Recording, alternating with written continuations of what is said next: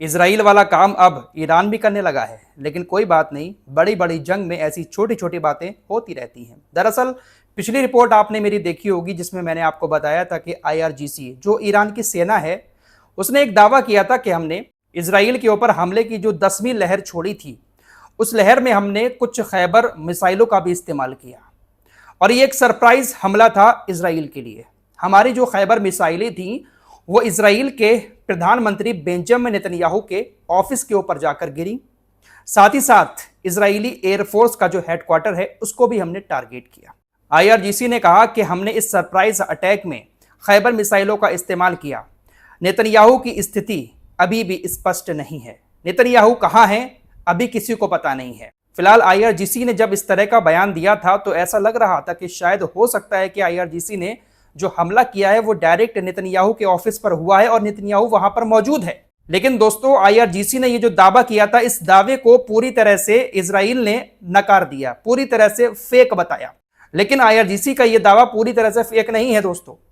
भले ही Benjamin Netanyahu अपने office में मौजूद नहीं था उस वक्त, लेकिन कहीं ना कहीं खैबर मिसाइलों ने बेंजामिन नेतन्याहू के ऑफिस पर कुछ ना कुछ तो इंपैक्ट डाला है। आप तो जानते ही हैं कि इजराइल अपने यहां पर मीडिया को पूरी तरह से सेंसर रखता है। जंग के दौरान नुकसान कितना भी बड़ा हो जाए लेकिन उस नुकसान को ज्यादा इजराइल नहीं दिखाता है, और जब बेंजामिन नेतन्याहू के ऑफिस की बात आएगी तो वहां पर नुकसान कैसे दिखा सकता है। इजराइल ने कहा कि ईरान का यह दावा पूरी तरह से फर्जी है। ईरान अपने सैनिकों की ताकत दिखाने के लिए, अपनी मिसाइलों की ताकत दिखाने के लिए इस तरह से झूठ बोल रहा है। मेरे दोस्तों यही काम तो इजराइल भी करता है, मारता एक है बताता 50 है। अब यही काम जब ईरान कर रहा है तो इनको काफी बुरा लग रहा है। फिलहाल नेतन्याहू सेफ है।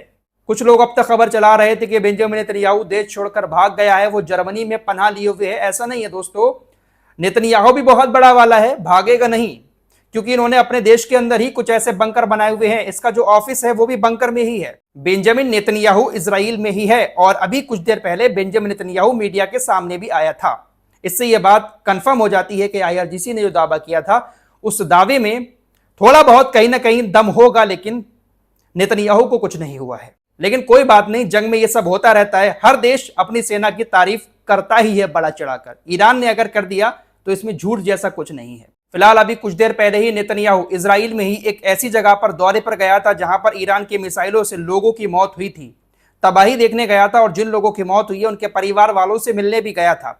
वहीं पर मीडिया से बातचीत भी की इसने। बेइत शेमेश नाम की एक जगह है, वहां पर नेतन्याहू पहुंचा था और मीडिया से बात करते हुए इसने कहता है कि मैं अपने महान दोस्त और दुनिया के सबसे बड़े नेता डोनाल्ड ट्रंप को खास थैंक्स बोलना चाहता हूं, जिन्होंने इस दुनिया को बचाने की कोशिश में हमारे साथ जुड़कर मदद की है।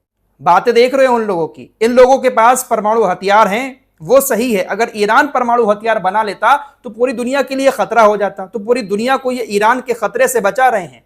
ईरान के ऊपर हमले करके, लड़कियों को मारकर, बेगुनाह लोगों को मारकर ये पूरी दुनिया को खतरे से बचा रहे हैं। फिलहाल इसी बीच IRGC ने एक और स्टेटमेंट दिया है कि हमने ऑपरेशन ट्रू प्रॉमिस 4 के जरिए हमले की 11वीं लहर और 12वीं लहर भी शुरू कर दी है। इस बार ईरान की तरफ से जो हमले किए गए हैं वो ज्यादातर इजराइल के इलाके में हैं।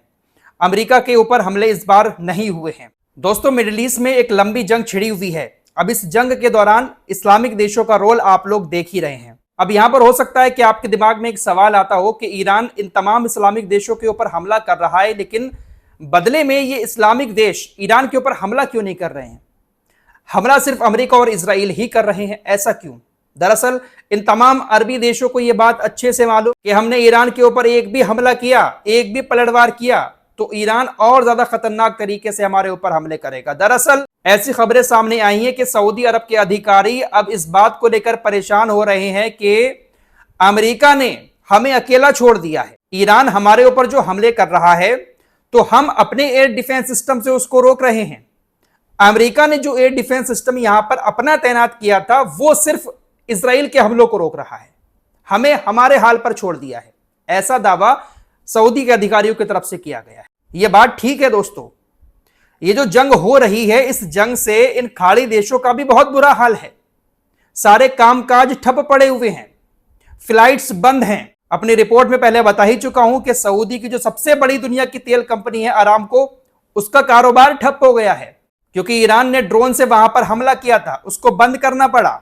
आप सोच भी नहीं सकते दोस्तों इस जंग से इन अरबी देशों को कितना बड़ा नुकसान होगा। अमेरिका इन सबका इस्तेमाल करके दुनिया का बॉस बन जाएगा, लेकिन इन लोगों को भी बहुत बड़ा नुकसान उठाना पड़ेगा, क्योंकि ये जंग अब लंबी चलने वाली है। डोनाल्ड ट्रंप ने कह दिया है कि हो सकता है कि 1 महीने तक ये जंग चले। शुरू उन्होंने की है, खत्म हम करेंगे।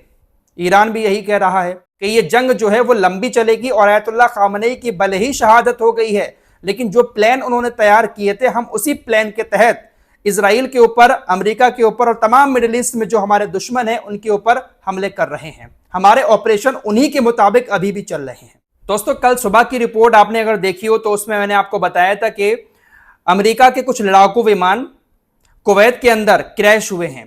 पहले ऐसी खबरें आई कि ईरान ने कुवैत के ऊपर जो हमला किया था उस हमले में अमेरिका के लड़ाकू विमान मारे गए, लेकिन अब अमेरिका की तरफ से कहा गया है कि कुवैत के अंदर जो एयर डिफेंस सिस्टम है वो ईरान की मिसाइलों को रोकने के लिए गलती से हमारे लड़ाकू विमानों की तरफ फायर कर देता है। कुवैत के एयर डिफेंस सिस्टम की गलती की वजह से हमारे 3 लड़ाकू विमान कुवैत के अंदर मारे गए, ये अमेरिका का कहना है। जैसा कि आपको मालूम है कि इस जंग में अब हिजबुल्लाह भी ऑफिशियली एंटर हो चुका है। हिजबुल्लाह की तरफ से भी इजराइल के ऊपर हमले किए गए।